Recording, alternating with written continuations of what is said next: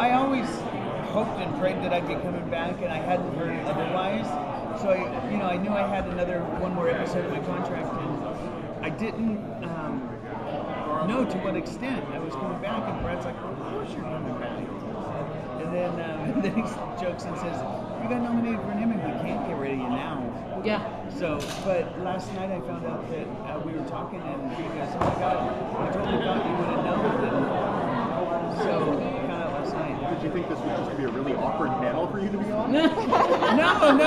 I've been doing some PR stuff, and I knew I knew I could come back, but I don't want to assume anything, and to know exactly how much. As far as I knew, they only had one episode for me to come back and do.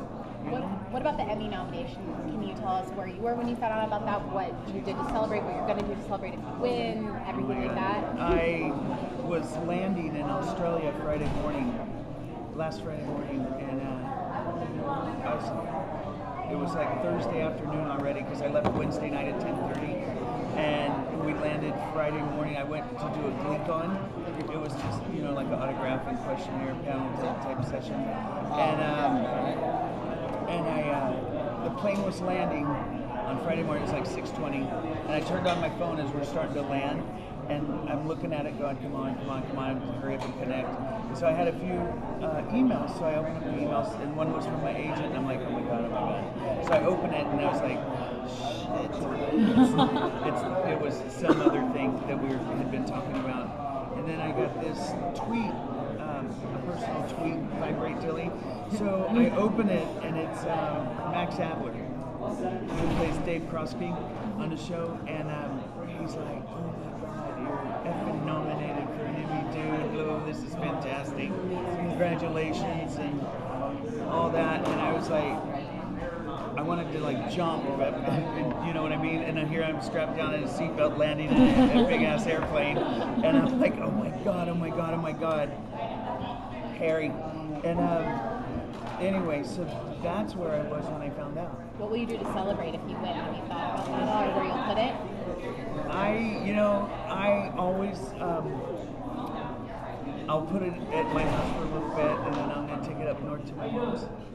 Because my mom's 84, so she doesn't get to come down here very much at all lately, because she's in good health, but she has really bad knees as well. And and she's always been so encouraging. She taught me the best words ever. It's like, I used to go in for these auditions, and I'd say, I didn't get it. And she's like, well, piss on them. You go in, you'll do the next one. You'll get the next one. So it's been something that I've lived by. Piss on it. Where would you like to see your character go if you know, without sort of directing it anywhere? How would you like to see your character go? I would love to see Beast have more of a relationship with the kids. And instead of like just with the boys for the football team, I love the Christmas episode because I actually got to work with Heather Morris, Brittany, and I always thought it would be a cool idea to have like Matt and I, Will and Beast get into this confrontation about who has the easier job. Like, oh, you're outside coaching football, and I'm like, you're sitting in a choir room singing. And so we trade for a week. And he coaches football for a week, and I coach the football team. Okay, so we're gonna make sure they get on top. I've already told Brent. When you live in that sort of limbo where you don't know if you're coming back or not, do you check online? Like, do you read Glee news stories? And have you ever read something crazy about yourself? I don't think I've had anything crazy about myself, but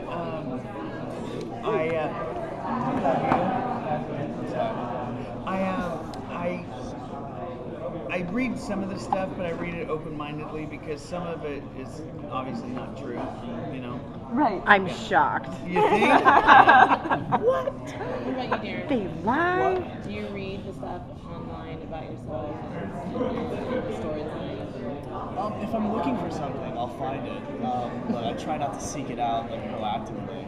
What's crazy is that if there's like a photo I'm looking for, like for instance, I took one of my best friends to the Harry Potter premiere last week, and I couldn't find this photo that I know existed.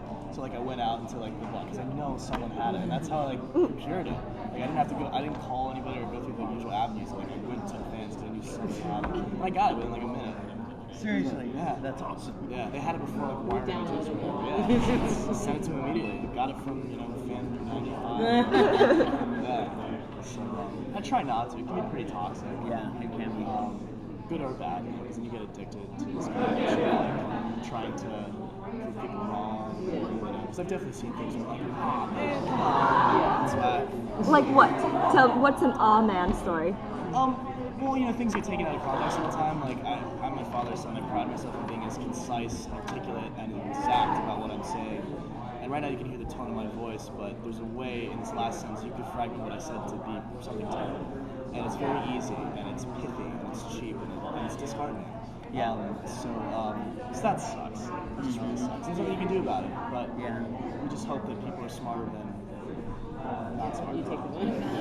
What are you, They're not. with everything that's going on, and your characters definitely has increased in popularity, do you see yourself taking on a stronger role as going forward? I don't know. I've been invited to such a cool party that to feel entitled to anything is like fundamentally absurd.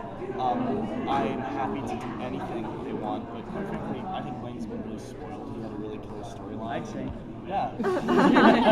Well, I mean, being tongue in cheek aside, I think I got really lucky, and this is not a show about 4 people in an apartment. It's a show about 14, 15 plus people with creative ideas and wonderful potential for all kinds of cool storylines. I'd rather hear about those. Obviously, I'm biased to Blaine, and if they decide to write for him, that's cool, but whatever they want.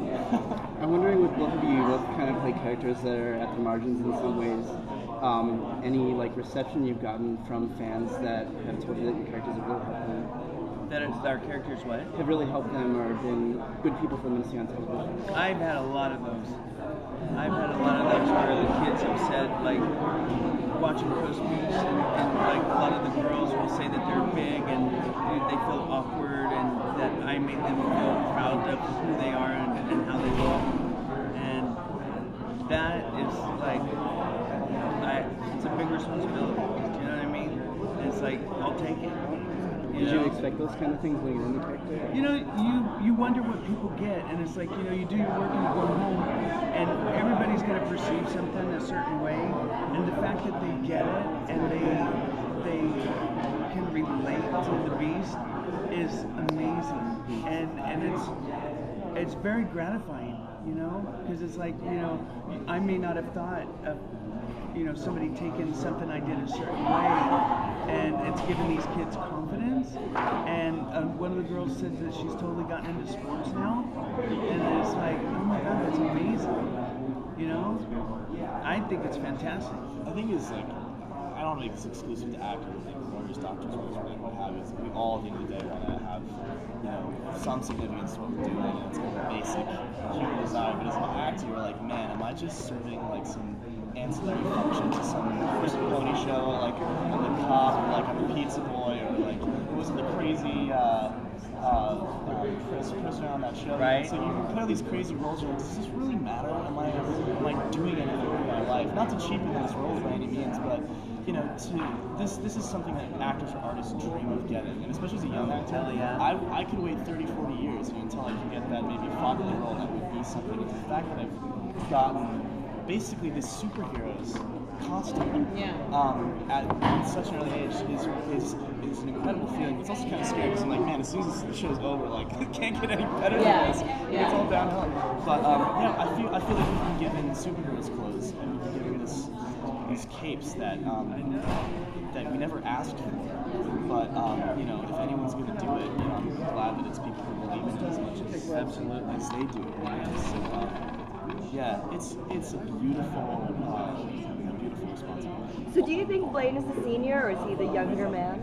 I have no idea. I remember this is an example when I tried to seek out information. When the show first started, things were so quick. I got the part, and then we started shooting. I didn't know anything. I didn't know his real name. I didn't know his last name. I didn't know anything. And I remember seeing something where Ryan had said, Blaine is a year older. He's the old dog. He's been through this. I was like, okay, so he's a year older. Then Kurt. But I don't know if they really remember that. I don't know if it really means anything. So So who knows? Maybe I think Dalton because they don't go to class ever. It's kind of like a 7-year program. Yeah. So just say he's a year older, he could still be like in 6th grade. Yeah. Who knows? What a lot of people want to know, what's it like kissing Crystal? What's it like? What? Kissing Crystal. It's magical. Did you guys practice at all?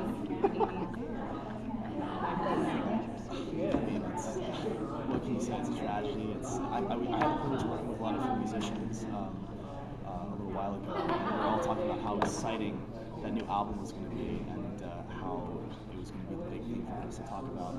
Another way to immortalize her. It's a tragedy that has to happen so close to the release of that. But Dot said something yesterday. I hope people focus on how she lived and what she gave as opposed to other things that may happen to her life. And I don't think we're just saying that because she's passed away. I mean, she's an undeniable talent. I think she brought a lot of soul back to the female vocalist thing, which is not an easy thing to pull off successfully. And yeah, it's sad. It's terrible. Thank you. Thank you. Thank you. Thank you guys. Thank you.